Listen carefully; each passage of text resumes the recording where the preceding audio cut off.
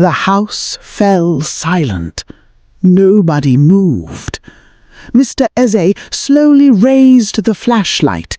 Its beam pointed towards the staircase. The voice came again. "Madam, come." This time, it sounded weaker, almost like a child. "Vivi, midnight." Mrs. Ease quickly pulled the children behind her. "No one is going upstairs." The pastor's warning echoed in her heart. Never follow a strange voice in the dark. Mr. Ease swallowed hard. It could be someone playing a trick. Mrs. Ease looked at him. "At this hour?" He had no answer. Slowly, the flashlight beam climbed the grand marble staircase, step by step. The polished wooden handrails creaked softly. Outside, the rain grew heavier. Thunder shook the mansion. Every heartbeat seemed louder than the storm. Halfway upstairs, the flashlight flickered. Once, twice, then steadied again. Mrs. Ease whispered quietly, "Jesus!" They reached the upstairs hallway. Silence. Every bedroom door was closed. Everything looked perfectly normal. Then a soft knock. Knock. Knock. It came from Amara's bedroom. Mr. E slowly pushed the door open. The room was empty. The beds were neatly made. The toys sat perfectly on their shelves. Only the curtain swayed gently in the wind from the slightly open window. Mrs. Ease frowned. Where did the voice come from? Suddenly, little Amara pointed toward the wardrobe. "Mummy, someone is inside." Mr. Eze walked carefully toward it. His hands trembled. He reached for the handle. Slowly, he pulled the wardrobe open. Nothing, only neatly folded clothes. He let out a deep breath. It's empty. Then a tiny music box began to play, all by itself. A gentle lullaby filled the room. Nobody moved. Mrs. Eze carefully picked it up. It hasn't worked in months. As suddenly as it began, the music stopped. Silence returned. Then the room became unusually cold. David rubbed his arms. "Dad, I'm freezing." Mr. Eze slowly swept the flashlight around the room. Nothing. No one.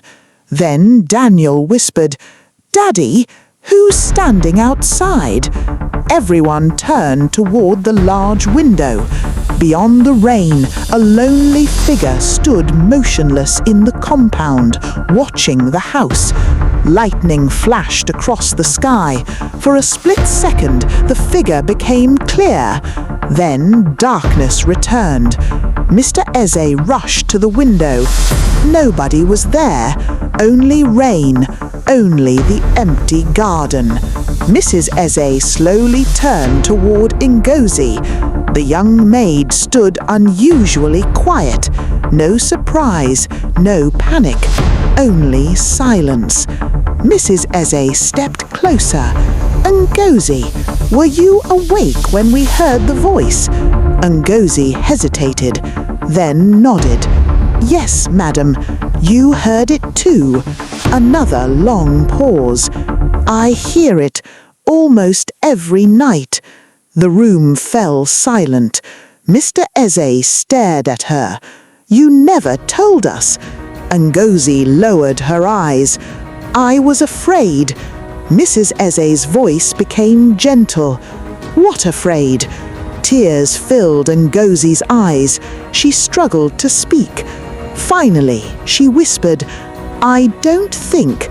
It followed me here." Mrs. Eze felt her heart race. "What followed you?" Ngozi slowly looked toward the dark hallway. Before she could answer, bang! A loud crash echoed from downstairs. Mr. Aze tightened his grip on the flashlight. "Stay here." Mrs. Aze immediately grabbed his arm. "No! We go together!"